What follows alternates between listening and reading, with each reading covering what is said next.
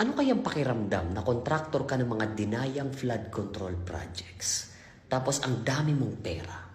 Tapos ang sasarap ng pagkain nyo. Tapos ang dami nyong travels at luxury items. Tapos ang dami nyong ari-arian.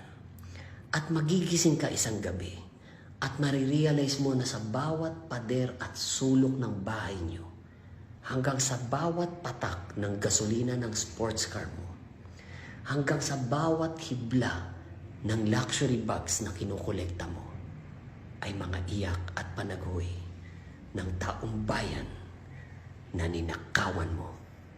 Ano kayang pakiramdam na kontraktor ka ng mga dinayang flood control projects?